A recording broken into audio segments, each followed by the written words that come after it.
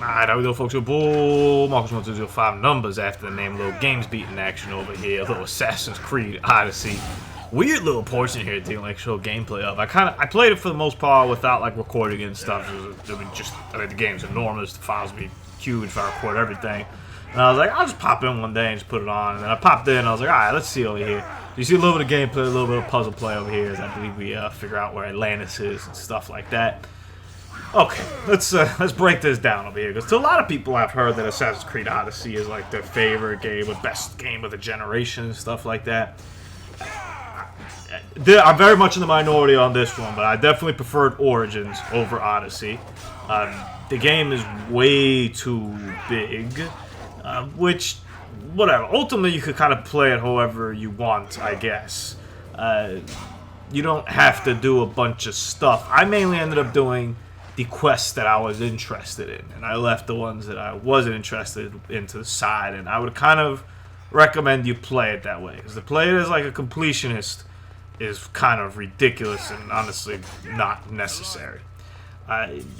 The combat, let's get what's a positive here. The combat of the game is cool. It's the typical Assassin's Creed formula with some added kind of like special moves and stuff, Greek-inspired kind of special move, which is cool. I really enjoyed the combat flow. It's repetitive, but it's Assassin's Creed. You already know what you're doing with that. The not being able to like stealth kill people like we used to, like back in the old Assassin's Creed days, all the time. Not the biggest fan of that. I believe in Valhalla. They said that's coming back, which is cool. It should have never left. Honestly, it's what the game is. So that part's cool. The story's cool. I enjoy the story for the most part. I enjoy the side quest. Everything to me seemed to be very well acted. I was completely cool with all that kind of stuff about it. The issues I had with it are, one, the length, two, a little bit just tedious, like the repetitiveness with everything and stuff, and really just I didn't feel like it respected my time. Like it just kept going and going and going and going and going.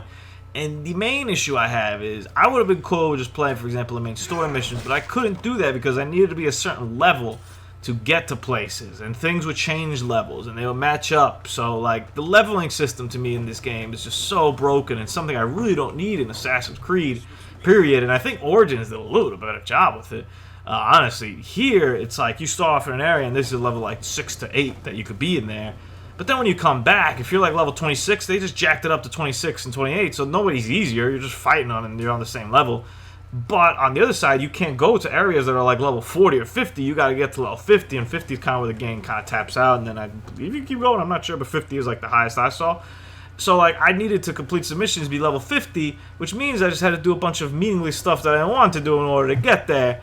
And that's where the game lost me completely. Marcos is not about wasting time. We don't got time to waste in our lives. We definitely don't got time to waste in Odyssey.